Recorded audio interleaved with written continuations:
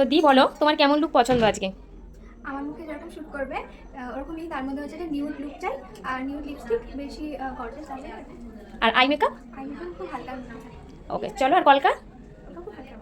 ঠিক আছে, চলো দেখা যাক কীরকম লুক তোমাকে দিতে পারি।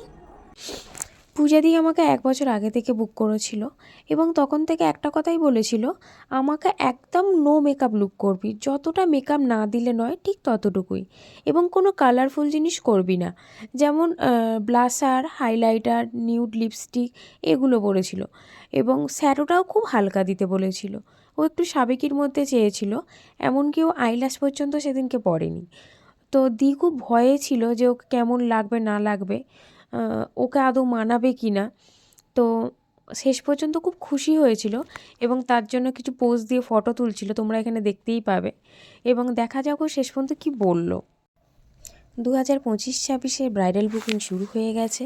আমার আপকামিং ব্রাইডরা যারা আছো, যারা নিজেদের পছন্দ মতো আমার কাছে সাজতে চাইছো, তারা ঝটপট নিজেদের স্পেশাল ডেটটি বুক করে নাও। বলো পূজাদি তোমার কেমন লাগছে? আমি দেবস্মিতার কাছে আজকের বিশেষ দিনে এত সুন্দর একটা সিঙ্গার পেয়ে ভীষণই খুশি পেয়েছি, এবং আমি ভীষণ স্যাটিসফাই। তোমাকে কি মিষ্টি লাগছে, মানে ভাবার মতো নয়, খুব মিষ্টি লাগছে গো। চলো পুরো লুকটা দেখিয়ে দিলাম, চলো থ্যাংক ইউ।